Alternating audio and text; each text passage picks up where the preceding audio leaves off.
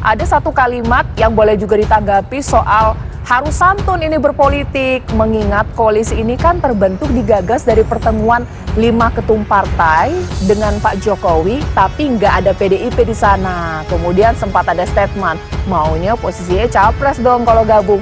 Dari pernyataan elit politik PDIP dan Golkar, ini menandakan bahwa biasalah sebelum koalisi terbentuk, ataukah jangan-jangan sudah tanda-tandanya ke arah deadlock atau buntunya kesepakatan posisi capres dan cawapres seperti apa?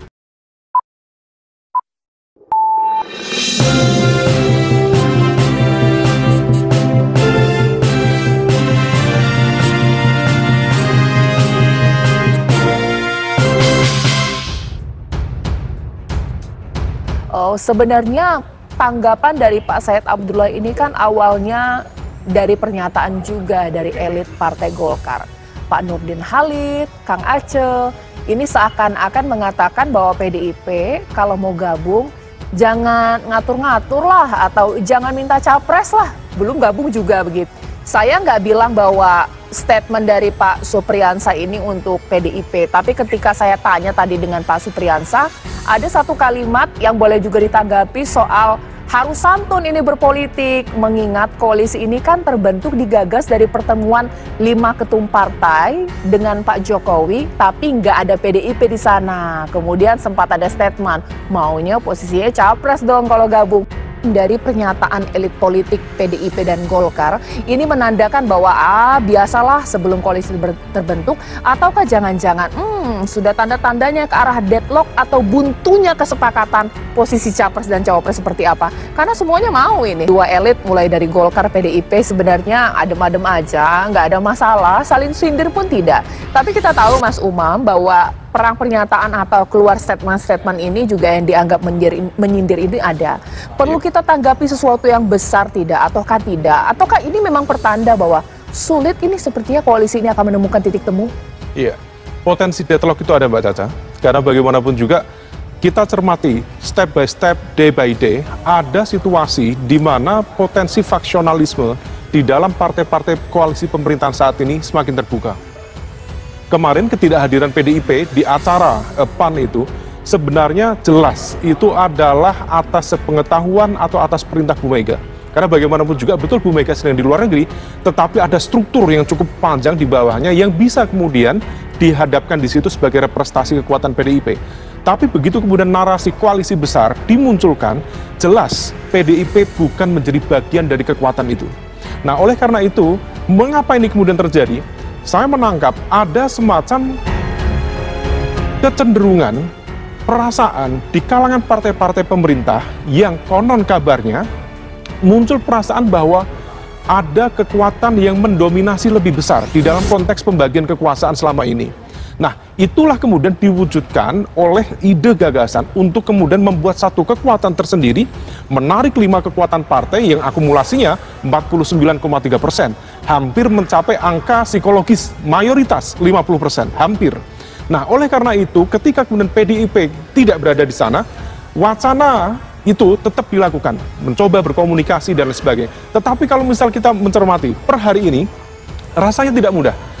Dari koalisi 5 partai sendiri, koalisi besar menghendaki capres berada di tangan mereka. Tetapi sepertinya langkah ini dilakukan untuk apa? Untuk mengepung. Jadi ini adalah strategi pengepungan terhadap PDIP agar PDIP mau menerima dan juga mau menyerahkan golden ticketnya kepada partai-partai yang ini. Nah, ketika kemudian itu sudah diserahkan, PDIP seolah-olah sedang di fait accompli untuk berpuas diri menerima posisi sebagai cawapres. Dan betul ternyata dikonfirmasi oleh statement Pak Nurdin Halid, oleh Kang Aceh Hasan Sazili dari Golkar, yang semua itu menegaskan bahwa kalau PDIP masuk ke koalisi besar sehingga kemudian menjadi sangat besar atau kebesaran karena bisa mencapai 70%, maka kemudian mereka berposisi bukan menjadi imam tetapi menjadi makmum. Dipaksa kalau mau, maka Anda berpuas diri menerima posisi cawapres, bukan sebagai posisi capres. Saya minta tanggapannya sekarang ke Pak Nursirwan. Sepakat tidak apa yang dikatakan oleh Mas Umam? Langkah pertemuan 5 ketum partai seakan-akan membuat posisi PDIP saat ini terdesak begitu, karena secara hitung-hitungan lebih besar dibandingkan jumlah persentase dari PDIP. Mau nggak mau ya kalau gabung jangan capres. Seperti apa Pak Nursirwan menanggapinya? Tentu bahwa asumsinya yang tentu yang harus disesuaikan dahulu. Kondisi 2019 dengan 2024 nanti berbeda. Untuk kali ini PDI Perjuangan bisa mengajukan calonnya sendiri. Dan Ibu Ketua Umum sudah menyampaikan akan mencalonkan dari kader partai. Ini kondisi yang berbeda dibandingkan dengan 2019. Maka berkaitan dengan keinginan untuk melakukan kerjasama yang lebih besar, itu bisa-bisa saja dengan ikut bersama dengan kerjasama dengan PDI Perjuangan. Jadi inilah yang seharusnya menjadi acuan. Tidak bisa saja saya bisa mengerti, bisa memahami apa yang disampaikan tadi, bahwa analisa-analisa tersebut mungkin saja akan demikian. Tapi tentu tidak semudah itu ya. Kita cukup memiliki pengalaman dalam kondisi yang terdesak, dalam kondisi yang sulit, seperti kemarin yang ini mungkin menjadi pembahasan banyak pihak, pasca U20 yang batal, tentu itu pun juga sudah diperhitungkan oleh kita, bahwa yang seharusnya, peta politik yang seharusnya tampil untuk membela kepentingan-kepentingan internasional dari aspek Palestina dan Israel tersebut, itu pun berdiam diri, dan itu kita ambil risiko untuk mengambil sikap berdasarkan konstitusi dan ideologi kami.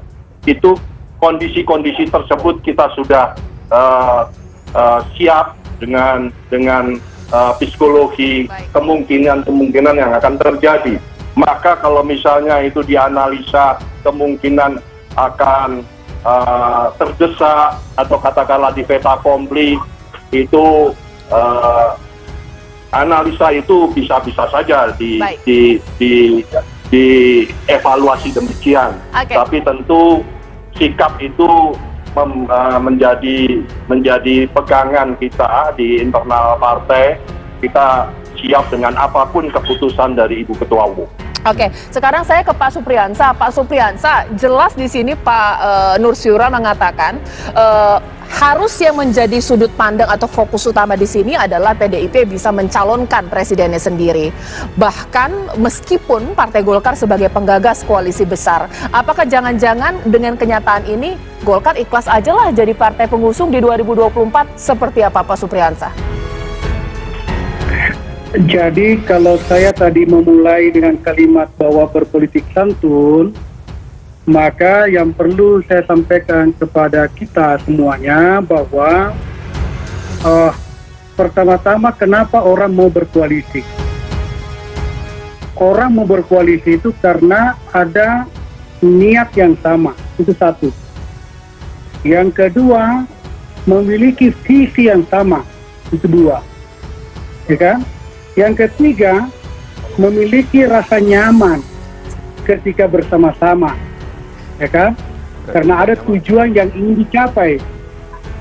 Nah, olehnya itu, saya katakan bahwa orang yang datang ingin berkoalisi dalam bentuk jumlah besar adalah orang-orang yang tentu memiliki kesamaan, visi, niat, dan tujuan. Dan tentu merasa nyaman. Kalau hadirnya kita di sini, di sebuah kelompok, lalu kita hadir tidak nyaman, tidak memiliki visi yang sama, maka tentu itu biasanya menggagalkan sebuah koalisi. Tetapi selama kita bisa bersama satu tujuan, satu visi, dan kita merasa nyaman bersama, maka disitulah kita memperkuat yang namanya sebuah koalisi. Pendapat PDIP, saya tidak memiliki kira-kira hak untuk mengkanter atau menyatakan sesuatu yang kurang sopan kalau saya mengatakan bahwa jangan PDIP masuk ke kami, atau silakan keluar, atau silakan masuk. Tidak seperti itu kalau saya menanggapinya. Kalau PDIP mau mengusung calon, maka PDIP memiliki hak politik untuk itu. Kenapa? Karena PDIP memiliki jumlah kursi yang cocok untuk mengusung calon tanpa melakukan koalisi dengan lain. Tetapi kenapa partai-partai yang lain ini berkoalisi? Karena kami adalah partai-partai yang tidak bisa mengusung sendiri. Kami membuka diri, yang lainnya partai lain membuka diri. Ternyata setelah kita sama-sama membuka diri, ditemukan sebuah kesamaan visi, misi, tujuan, dan rasa nyaman itu. Kenapa semua 4 elemen ini hadir? Karena rasa kesejukan Pak Airlangga di dalam menggagas semua pertemuan-pertemuan yang ada. Mbak, kalau Mbak pernah lihat bagaimana Pak Airlangga menghadapi orang, betapa lembutnya itu Pak Airlangga, betapa bersahajaannya seorang Pak Ketua Umum itu Pak Airlangga dalam menghadapi orang, sehingga kita tidak bisa melihat di raut wajahnya bahwa beliau marah atau beliau tidak marah. Sulit kita bedakan. Kenapa? Karena mungkin pembawaannya memang suka menampil memperlihatkan, karena dia punya tata cara dengan beretika yang sangat tinggi. Itulah beliau itu. Olehnya itu saya rasa dengan apa yang digagas oleh Pak Airlangga ini, saya rasa siapapun bisa masuk, karena Pak Airlangga selalu terbuka dirinya. Siapapun bisa bersama dengan pemikiran-pemikirannya. Karena pemikirannya Pak Airlangga adalah mengedepankan kepentingan rakyat, mengedepankan kepentingan bangsa. Itu.